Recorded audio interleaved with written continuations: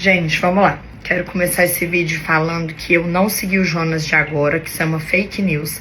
Que eu comecei a seguir ele antes mesmo dele entrar no reality. Eu conheci ele numa viagem de ano novo, enfim, isso não importa. Fiquei 2 anos em silêncio porque não é porque eu não tinha algo pra falar, e sim porque eu não tinha forças. Eu estava quebrada emocionalmente. Eu entrei em depressão profunda e é algo que eu nunca abri e falei com todas as palavras aqui, porque eu não queria me expor dessa forma.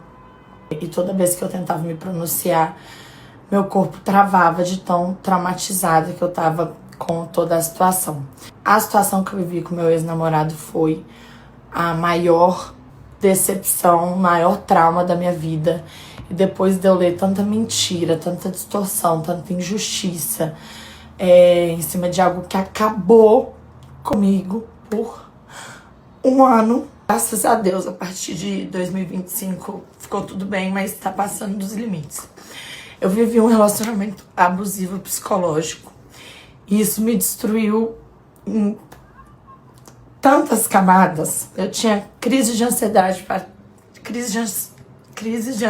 para trabalhar, porque mesmo quando eu ia fazer meus clipes, realizar meus sonhos, eu sabia que se envolvesse algum homem no clipe, isso ia virar uma discussão em casa. E essa pessoa me aplicava muito o castigo do silêncio, sabendo que isso me deixava com crises de ansiedades absurdas. Em vez de me apoiar, virava muito as costas pra mim. E isso me machucava de um jeito que ninguém consegue imaginar. Era muita crise de ansiedade, era muito caos. E eu nunca podia, por exemplo, vou dar alguns exemplos. Eu não podia usar salto alto, porque eu ficava maior que esse meu ex-namorado e isso afetava o ego dele. Qualquer aparição minha que pudesse chamar mais atenção era uma disputa, a gente vivia uma eterna disputa. E já ouvi histórias dele falar com pessoas da nossa agência o porquê que eu ganhava melhor que ele. E não era só comigo. Como vocês podem ver aí no programa, ele gosta muito de criticar a aparência de algumas pessoas. E uma dessas pessoas é a atual dele hoje em dia, gente. Eu não tô falando isso por vingança, mas sim porque se criou uma narrativa que não é verdadeira, sabe? E o que mais me feriu disso tudo foi no término. Uma amiga que frequentava a minha casa sempre.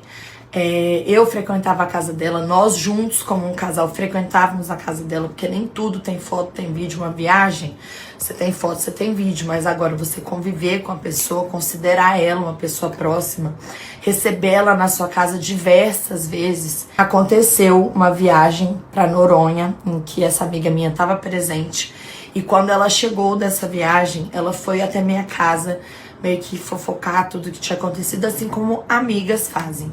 Eu desabafei, chorei no colo dela e depois fomos numa festa em qual eu me embriaguei, bebi bastante e eu queria conversar com ele porque eu tava sofrendo muito com toda aquela situação, era uma dependência emocional muito grande e ela me impediu de falar com ele.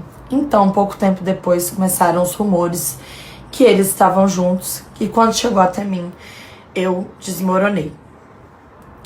Meu corpo não aguentou, eu tive um surto. Eu fiquei internada. Fiquei inconsciente por 3 dias. Minha família inteira veio de Belo Horizonte pra me ver. E não aconteceu nenhuma ligação, sabe? Nem pra minha família, eu não tava em condições de atender, mas pra saber se tava tudo bem, sabe? Depois de um relacionamento de 2 anos.